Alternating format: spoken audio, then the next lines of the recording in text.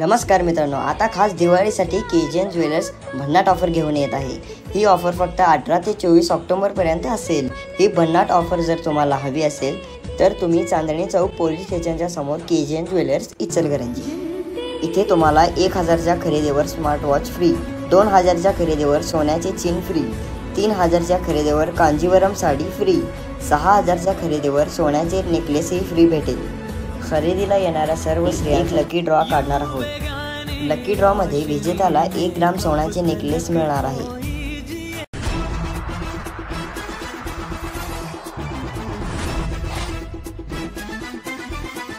Credence book of world रेकॉर्डमध्ये नोंद झालेली पहिली digital media press media live. आपण पाहत आहात प्रेस मीडिया लाईव्ह। बीडीपी झोनमध्ये डोंगरफोड, नियमांचे खुलेआम उल्लंघन। डोंगर फोडून प्लॉटिंगचा खेळ, प्रशासन अन बिल्डरांचा अनोखा मेळ, अनंत घरात शिवसेना। पुण्यातील आनंद विहार हिंगणे खुर्द सर्वे क्रमांक 23 परिसरात बेकायदेशीरपणे टेकडी फोडून उत्खनन व प्लॉटिंगचे काम सुरू असल्याची गंभीर बाब समोर आली आहे।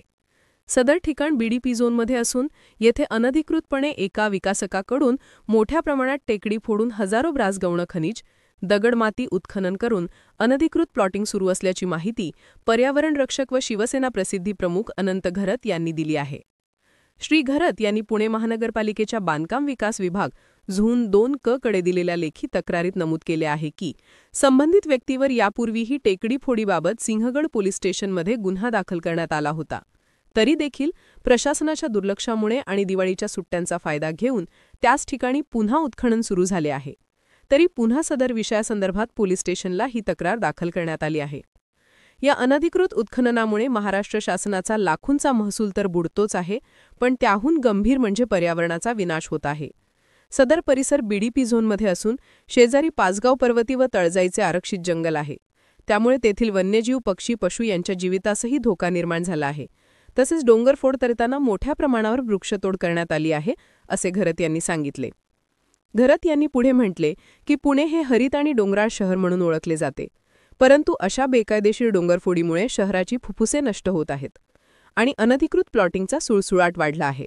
सदर ठिकाणी प्रशासनाने तात्काळ गुन्हा दाखल करून उत्खनन थांबवावे, अन्यथा आम्ही तीव्र आंदोलन छेडू। महाराष्ट्रात यापूर्वीही डोंगरफोडीमुळे गंभीर परिणाम झाले आहेत। रायगडच्या तळेगावी 2021 मध्ये टेकडी फोडी व अतिवृष्टीमुळे झालेल्या भूस्खलनात शेकडो लोकांचा जीव गेला। माळीण 2014 या दुर्घटनेत सुमारे 160 लोकांचा मृत्यू झाला होता। इर्शाळवाडी 2023 या दुर्घटनेत 27 लोकांचा मृत्यू झाला आणि 57 लोक बेपत्ता झाले। पुण्यात देखील तळजाई आणि सिंहगड परिसरात अनेक ठिकाणी अशाच प्रकारच्या तक्रारी वारंवार येत असून प्रशासनाची निष्क्रियता लक्षात येते। अनंत घरत यांनी प्रशासनाला आवाहन केले आहे की पुण्याच्या हरित क्षेत्राचे व डोंगरांचे संरक्षण करणे ही सर्वांची सामूहिक जबाबदारी आहे। डोंगरफोड थांबवण्यासाठी तात्काळ कठोर कारवाई करावी।